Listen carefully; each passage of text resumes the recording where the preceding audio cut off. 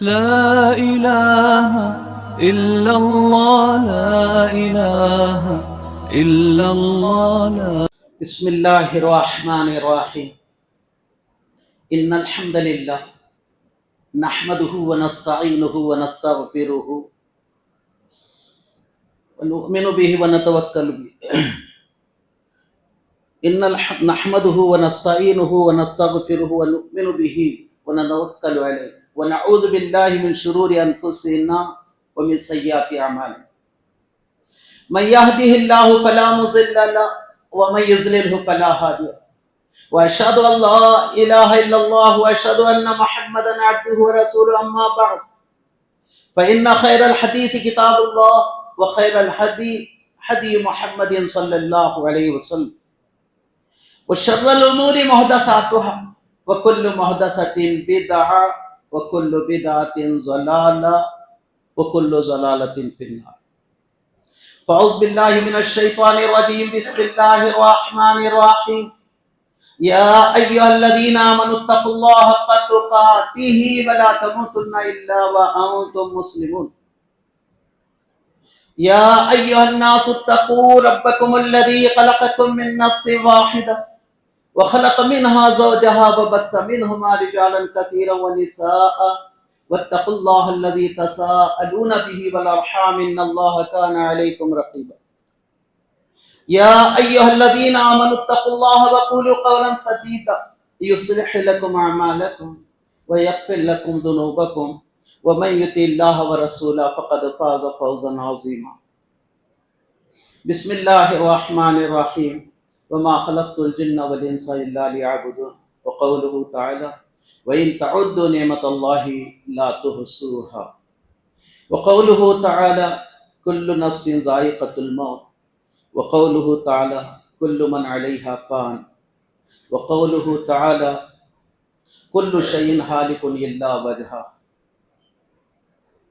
تمام تعریفیں و توصیفیں، ہر طرح کی تحمید و تمجید، ہر قسم کی تحلیل و تکبیر، ہما قسم کی حمد و ثنا صرف اللہ وحدہ لا شریک و ذوالجلال والاکرام کے لیے زیبا و سزاوار ہے۔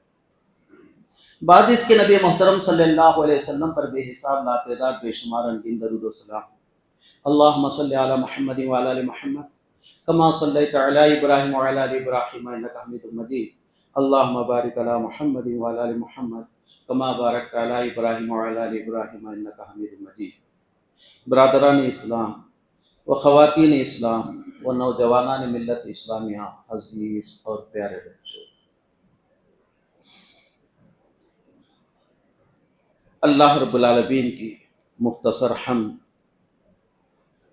اور پیارے نبی صلی اللہ علیہ وسلم کی اجمال کے ساتھ نعت کے بعد، یعنی آپ کی تعریف کے بعد، قرآن عظیم الشان سے مختلف صورتوں سے متعدد آیات، کہیں آیت کے حصے میں نے آپ کے سامنے تلاوت کرنے کی سعادت حاصل کی ہے۔ پہلی آیت حسب معمول، مقصد حیات، زندگی کا مقصد کیا ہے؟ یاد رہے، وقت کسی کا انتظار نہیں کرتا، وقت گزرتا چل جاتا ہے۔ عقل مند وہ ہے جو وقت کا صحیح استعمال کرتا ہے، اپنے مقصد حیات سے آگاہی حاصل کرتے ہوئے اس کے تقاضوں کی تکمیل کی طرف متوجہ ہو جاتا ہے۔ وما خلقت الجن والانس الا لیعبدون، ہم نے جن اور انسان اس لیے پیدا کیا تاکہ وہ ہماری عبادت کریں۔ الحمدللہ عبادت کے لیے ساری چیزیں الحمدللہ موجود، صحت ہے، تندرستی ہے، چلنا پھرنا ہے، اٹھنا بیٹھنا ہے، کھانا پینا ہے، پہننا اڑنا، سب کچھ ہے۔ اللہ کی بے شمار نعمتیں ہیں۔ اللہ نے فرمایا ان تعدوا نعمت اللہ لا تحصوها، اگر تم اللہ کی نعمتیں ایک ایک کر کے گننے لگ جاؤ تو اللہ کے فرمان کی روشنی میں تم یقیناً تھک جاؤ گے۔ اتنے احسانات ہیں، ان تمام احسانات کے بوجھ تلے ہم اس کے لیے کیا کر رہے ہیں، سوچنے کی ضرورت ہے۔ چلائیے الحمدللہ بھائی اور بزرگوں، قرآن جو دوسری آیت میں نے آپ کے سامنے تلاوت کی ہے، بس ہم تمام لائن میں لگے ہوئے ہیں، روا دوا ہیں موت کی سب طرف، اور پھر اس کے بعد والی منزل جو ہے قبر ہے۔ لہٰذا قبر میں اور قبر تک پہنچنے میں اور ہماری زندگی میں فرق، ایک وقفہ ہے موت کی شکل۔ جیسا ہی ادھر سے انسان اللہ کو پیارا ہوا، ادھر سے سیدھا اس کے گھر پہنچا دیا گیا۔ اللہ رب العالمین ارشاد فرماتا ہے، مشہور آیات ہے، کل نفس ذائقۃ الموت، ہر ایک کو موت کا مزہ چکھنا ہے۔ آدمی دنیا کے ہر چیز میں اختلاف کر سکتا ہے، یہاں تک کہ اللہ کے بارے میں بھی بہت سے ایسے ہیں جو اس کا شریک ٹھہراتے ہیں، بعض ایسے دہریے ہیں وہ مانتے ہی نہیں۔ تو ایسے لوگ بھی ہیں، لیکن جب موت کے آہنی پنجے کے تعلق سے جب ان سے پوچھا جاتا ہے، یہاں کسی کو کوئی اعتراض نہیں، کوئی اختلاف نہیں ہے، صرف یہی کہنا ہوگا سمعنا و اطعنا، یعنی ایسا ہی ہر ایک کو موت کا مزہ چکھنا ہے۔ ایک اور مقام پر کل من علیہا فان، ہر ایک کو فنا ہونا ہے، بقا ذات ذوالجلال والاکرام کے لیے۔ اور پھر اللہ نے فرمایا کل شیء ہالک الا وجہہ، ہر چیز تباہ و برباد اور ہلاک ہونے والی ہے سوائے اللہ کی ذات، ہر چیز برباد ہو۔ تو بھائی اور بزرگو، المختصر یہ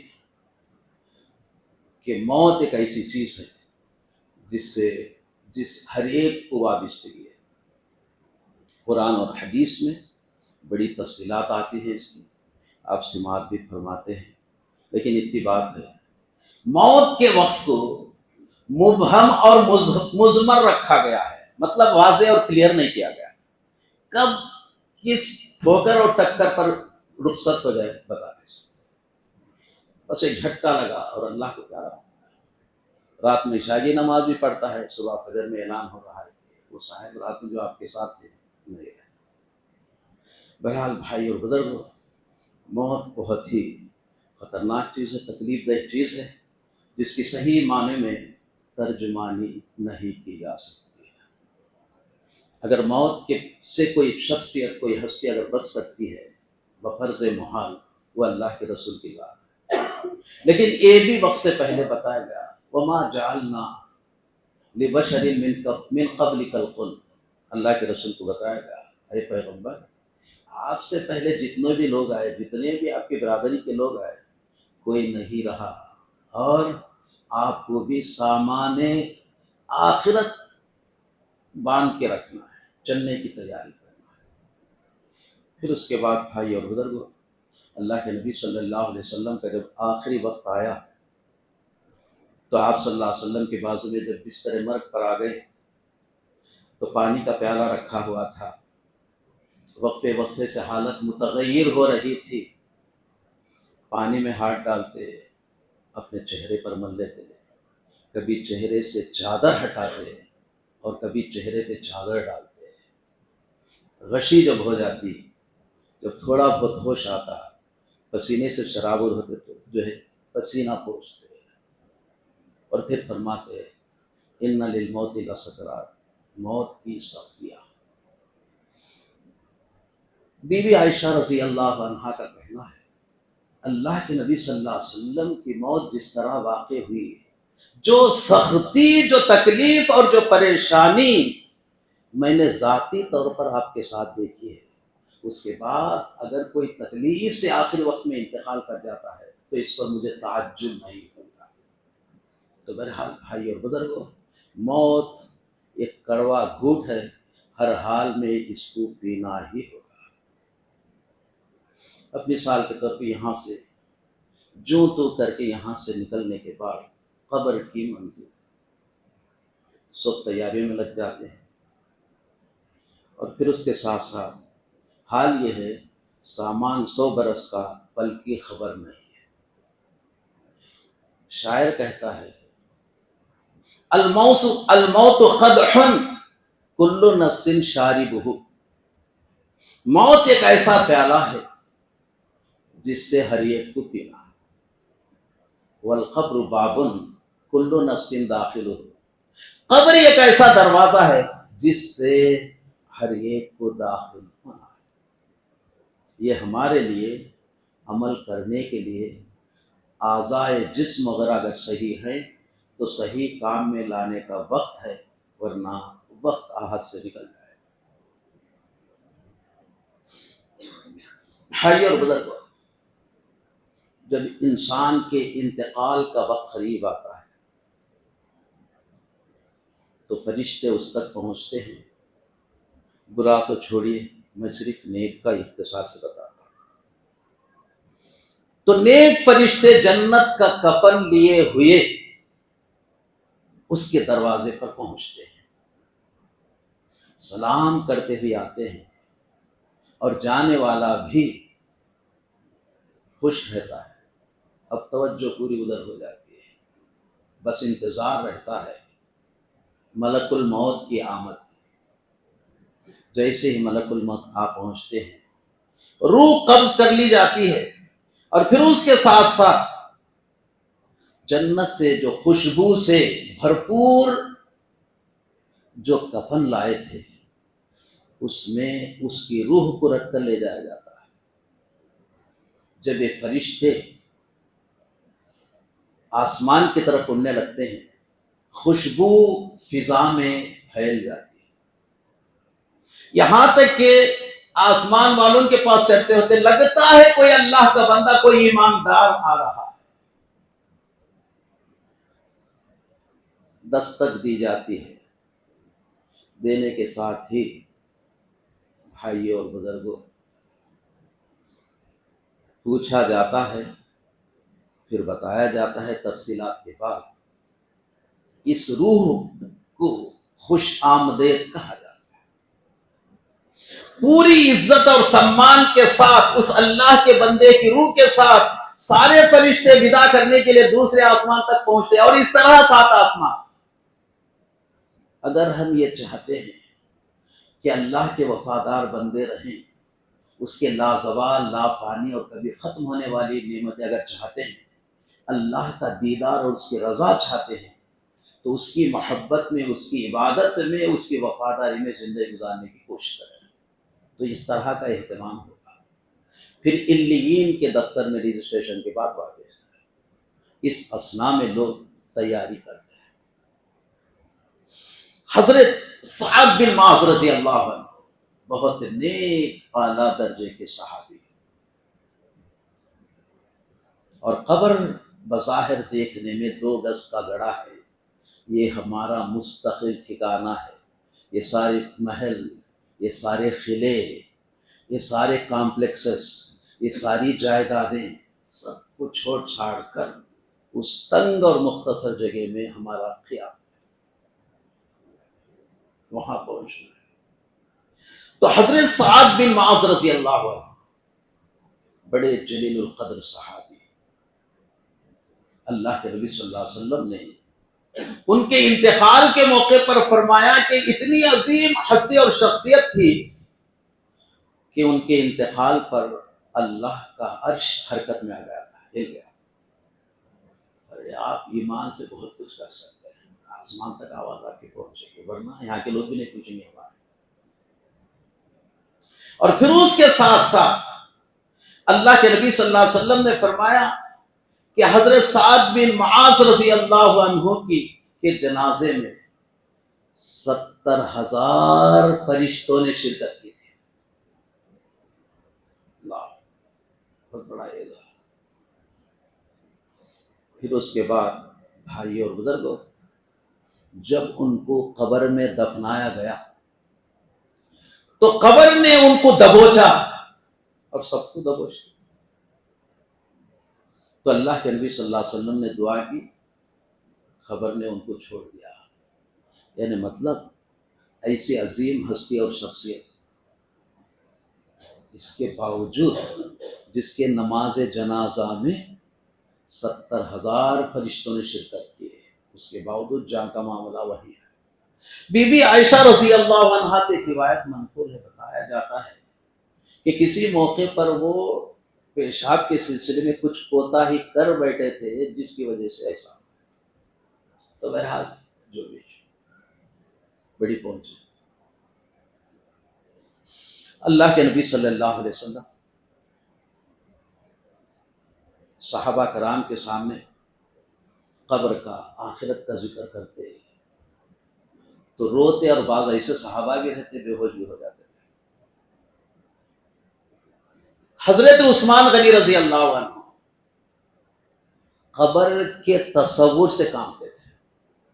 چنانچہ ان کے غلام نے بتایا کہ حضرت عثمان غنی رضی اللہ عنہ جب کسی قبر پر سے گزرتے اس قدر روتے کہ ان کی داڑھی وغیرہ بھیگ جاتی ہے.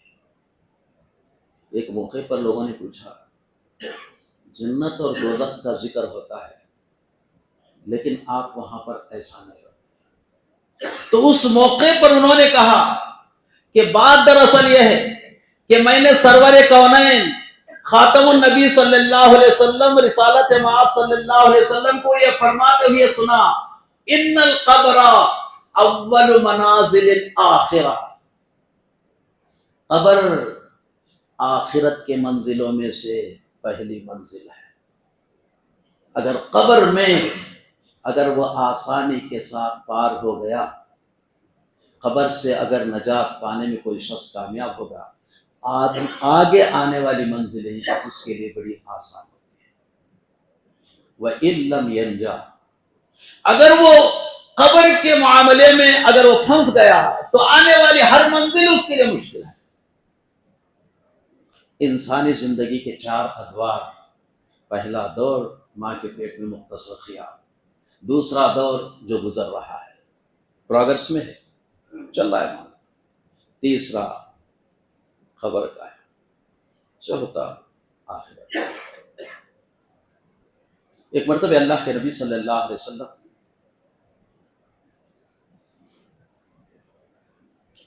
ایک جنازے میں گئے. براء ابن عازب رضی اللہ عنہ راوی ہے. جانے کے بعد ابھی قبر کی تیاری ہو رہی تھی، کچھ باقی کام تھا. آپ ایک کنارے بیٹھے رو رہے تھے، آنسوؤں کا سلسلہ جاری تھا. جہاں آپ بیٹھے تھے اتنا حصہ آپ کے رونے سے بھیگ گیا. ہم سوچ نہیں سکتے، ہم پر کیسی ہی باتیں کیوں نہ بتائی جائے، میں بھی آپ کے ساتھ شامل ہوں. اتنا زیادہ، اتنی گہرائی تک ہم نہیں پہنچ پاتے. ایک طرح کا ڈر، ایک خوف. آخرت میں جواب دہی خبر سے نکلنے کا صحابہ کرام ہو ڈر جاتے. تو پھر اس کے بعد اللہ کے نبی صلی اللہ علیہ وسلم نے جب سب معاملہ ختم ہو گیا تو کہا کہ یا اخوانی، اے میرے بھائیوں، لمثل ھذا فاعدوا، اس چیز کے لیے مطلب یہ ہے اس قبر کی تیاری میں لگ جاؤ.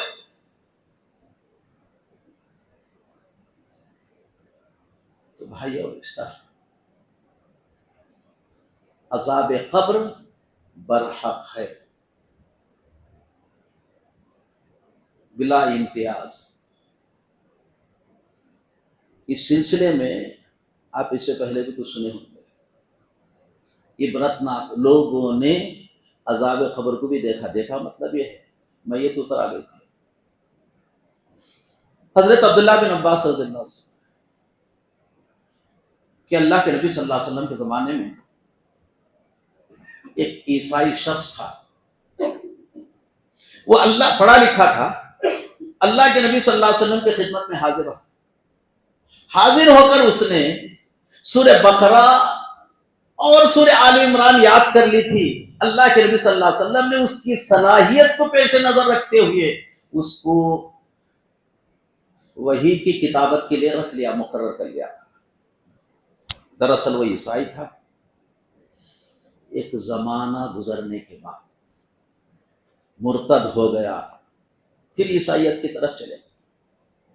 جا کر عیسائیوں میں یہ بات پھیلانے لگا کہ اللہ کے نبی صلی اللہ علیہ وسلم جو نبوت وغیرہ کا، رسالت کا جو دعویٰ کرتے ہیں وہ معلوم ہونا چاہیے، میں لکھ کر دیتا ہوں وہ پڑھتے.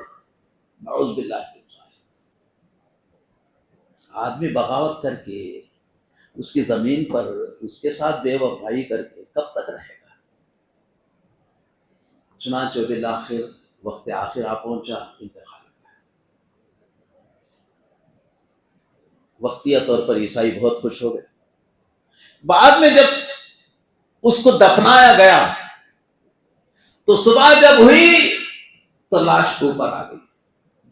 بخاری کی روایت ہے۔ عیسائیوں نے یہ سمجھ لیا یقیناً یہ مسلمانوں نے یہ حرکت کی ہے، کیونکہ وہ مسلمان ہو گیا تھا، پھر اس کے بعد وہ مرتد ہو گیا تھا، عیسائی بن گیا تھا، تو انہوں نے یہ حرکت کی ہے۔ پھر اس کے بعد پھر قبر کھودی گئی، گڑھا کھودا گیا، اس کے اندر پھر رکھا گیا۔ پھر اس کے بعد وہ لوگ چلے گئے، دوسرے دن صبح ہوتی قبر کے اوپر حاضر۔ پھر اس کے بعد انہوں نے غلط خیال کیا کہ مسلمانوں کی یہ حرکت ہو سکتی ہے، اور بالآخر تیسری مرتبہ اتنا گہرا گڑھا انہوں نے کھودا، ایسی قبر کھودی جتنی کہ وہ کھود سکتے تھے، اور بالآخر اس کے اندر اس کو دفنایا گیا۔ جب صبح ہوئی تو لاش کو پایا۔ اب عیسائیوں نے محسوس کر لیا کہ یہ کام مسلمانوں کا نہیں، یہ اللہ کا عذاب ہے، اس کو اس کے حال پہ چھوڑ دیا۔ چشمدید ہے معاملہ ہے۔ اللہ کے نبی صلی اللہ علیہ وسلم کا گزر 2 قبروں پر سے ہوا، آپ واقف ہیں۔ اللہ کے نبی صلی اللہ علیہ وسلم نے کہا کہ ان دونوں قبر والوں کو عذاب دیا جائے، اور یہ جو حرکتیں کرتے تھے وہ اس کو معمولی گناہ، معمولی چیز سمجھتے تھے، حالانکہ بڑا گناہ تھا۔ تو اللہ کے نبی صلی اللہ علیہ وسلم سے صحابہ نے پوچھا ان کو کیوں عذاب دیا جائے؟ مشہور روایت۔ تو اللہ کے نبی صلی اللہ علیہ وسلم نے فرمایا ان میں سے ایک وہ تھا جو چغلی کرتا تھا، چغل خور تھا۔ آپ کو معلوم ہے لا يدخل الجنت خطا، چغل خور جنت میں داخل نہیں ہوتا۔ اسلام میل ملاپ کی، محبت کی، خلوص کی، ملنساری کی بات کرتا ہے، محبت کی بات۔ اور دوسرا وہ شخص تھا جو پیشاب کے چھینٹوں سے نہیں بچتا تھا۔ زبان ہے، پر کچھ بھی کر لے سکتے۔ آپ کو نہیں معلوم ہے دین کے اعتبار سے کیسی پکڑ، تو اس کو معمولی سمجھے، لیکن عذاب قبر ہو رہا ہے۔ اور اللہ کے نبی صلی اللہ علیہ وسلم نے اللہم انی اعوذ بک من عذاب القبر، اللہ کے نبی صلی اللہ علیہ وسلم دعا کرتے ہیں اللہ تو مجھے عذاب قبر سے محفوظ فرما۔ اتحیات میں جو دعائیں پڑھتے ہیں میں بھی اللہم انی اعوذ بک من عذاب القبر ومن عذاب جہنم ومن فتنۃ المحیا والممات ومن شر فتنۃ المسیح الدجال، اس دعا ہے۔ تو بہرحال بھائی اور بزرگوں، قبر بظاہر دیکھنے میں گڑھا ہے لیکن پورا اسی کے اندر ہے۔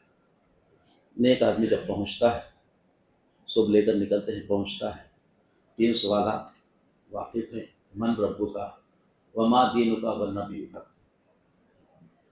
تینوں الحمدللہ نیک بندہ ہے جواب دے دے گا۔ لیکن یاد رہے یہ جواب اب ہر ایک دے گے، لیکن ایسے جواب ہمارے زبان سے نکلنے کے لیے ساری زندگی اس کے احکامات کی تعمیل، اس کے منہیات سے 1 کنارہ کشی اختیار کرنا ہوگا۔ منمانے انداز کی زندگی بھی گزار لیں گے، اور خبر کے 3 سوالات کے جوابات جو انیشیل طور پر پورے کیے جاتے ہیں آپ جواب بھی نکلیں گے، ایسا نہیں ہوگا، آسان نہیں ہے۔ اگر نیک ہے تو اس کی خبر حد بصر وسیع ہوتی ہے، اور خبر بتایا جاتا ہے، خبر کہتی ہے انا بیت الظلمہ، میں اندھیرا گھر ہوں، روشنی ایمان اور عمل صالح کی شکل میں لانا ہوگا یہاں سے۔ یہاں کوئی جنریٹر نہیں ہے، یہاں کوئی ایمرجنسی نہیں، کچھ نہیں، یہاں روشنی تیرے ایمان اور عمل صالح سے لے کر آنا۔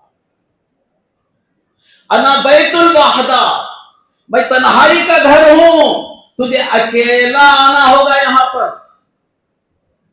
تیرے ساتھ کوئی بھی نہ آئے، تیاری کر کے آنا پوری۔ انا بیت الغربہ، میں اجنبی مقام ہوں، یہ وہ جگہ ہے جو اس سے پہلے آیا نہیں تو، اور جو آیا انہیں جا بھی نہیں سکتا۔ اور آخر میں انا بیت الدود، میں کیڑے اور مکوڑوں کا گھر ہوں۔ جہاں تک پیغمبروں کا سوال ہے، ان کے جسموں کو مٹی وغیرہ نہیں کھاتے، باقی کچھ اللہ کے خاص بندے جو ہوتے اس کی مرضی ہے، لیکن عام تو یہ ہے۔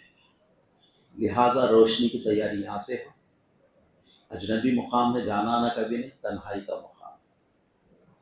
اور پوری 3 سوالوں کے جوابات کے بعد اگر ہاں میں آپ کے جواب ہے تو آپ کو جنت جیسی سہولتیں یہ بالکل آرام کرنے کے لیے چھوڑ دیا جائے گا۔ بھائی اور بزرگوں، حضرت ابو ہریرہ، حضرت ابوبکر صدیق، حضرت عمر فاروق رضی اللہ عنہ قبر اور آخرت کو یاد کرتے ہوئے ایسا روتے تھے، 2 لکیریں بن گئی تھی ان کے چہرے پر رونے کی وجہ سے۔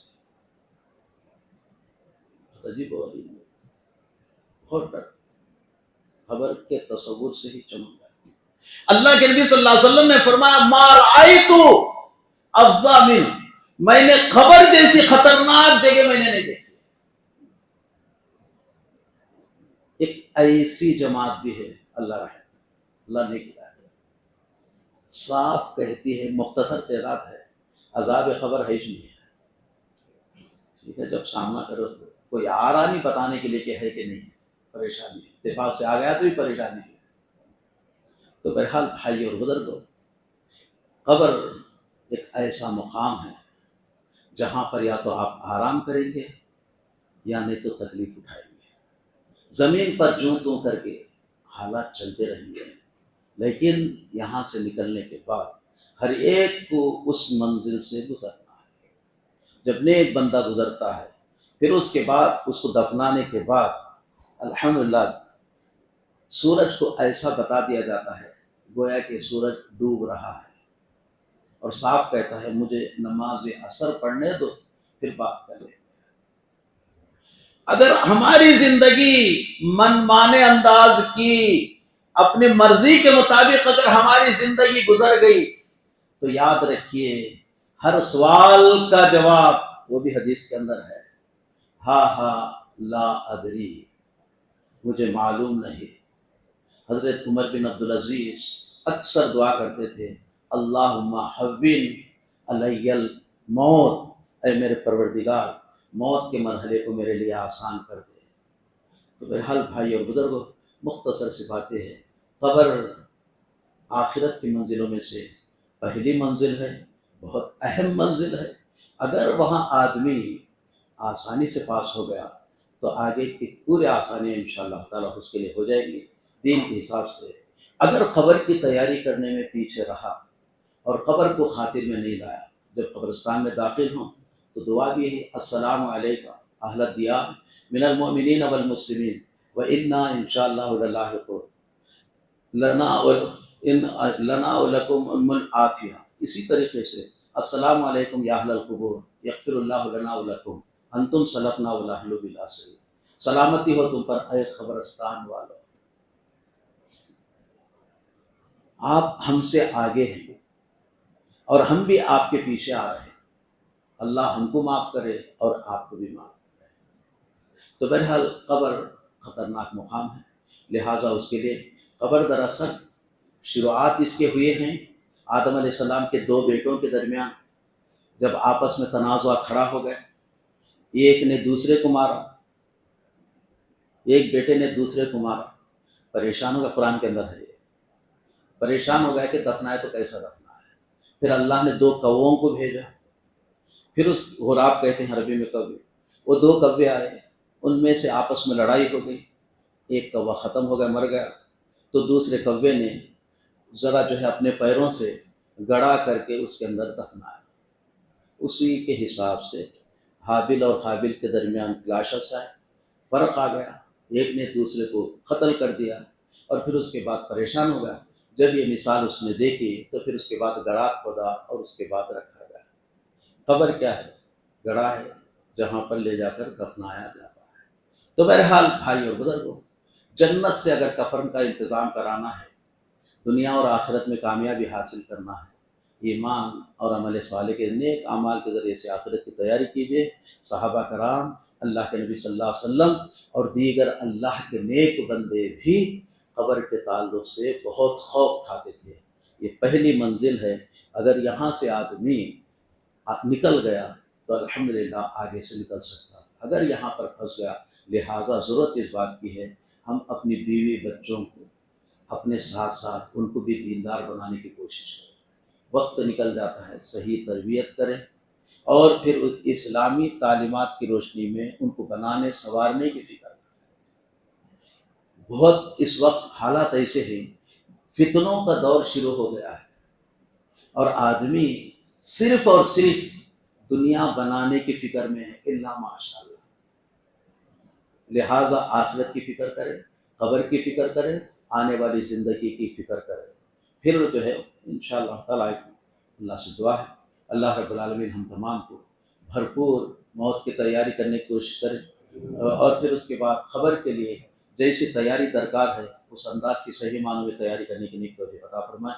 دنیا آخرت کے فتنوں سے ہمیں محفوظ فرمائے، عذاب قبر سے عذاب دوزخ سے ہمیں محفوظ فرمائے، حلال طریقے سے کما کر حرام طریقے سے بچنے کی نیک توفیق عطا فرمائے، ہمارے کمائیوں میں بے پناہ خیر و برکت عطا فرمائے، ہماری بیوی بچوں کو ہمارے آنکھوں کی ٹھنڈک بنائے، کتاب اور سنت کی شاہراہ پر چلنے کی ہم کو نیک توفیق عطا فرمائے۔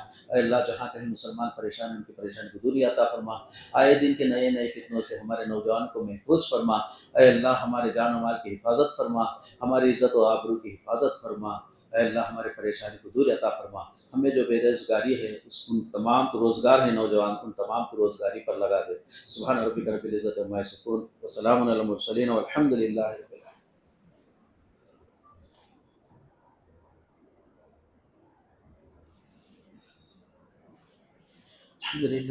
الحمد للہ نحمده ونستعینه ونستغفره ونعوذ باللہ من شرور انفسنا ومن سیئات اعمالنا من يهده الله فلا مضل له ومن يضلل فلا هادي له واشهد ان لا اله الا الله واشهد ان محمدا عبده ورسوله اما بعد فاعوذ بالله من الشيطان الرجيم بسم الله الرحمن الرحيم ان الله وملائكته يصلون على النبي يا ايها الذين امنوا صلوا عليه وسلموا تسليما اللهم صل على محمد وعلى ال محمد كما صليت على ابراهيم وعلى ال ابراهيم انك حميد مجيد اللهم بارك على محمد وعلى ال محمد كما باركت على ابراهيم وعلى ال ابراهيم انك حميد مجيد عباد الله رحمكم الله ان الله يأمركم بالعدل والإحسان وإيتاء ذي القربى وينهى عن الفحشاء والمنكر والبغي يعظكم لعلكم تذكرون اذكروا الله يذكركم وليستجب لكم ولذكر الله تعالى أعلى وأتم وأكبر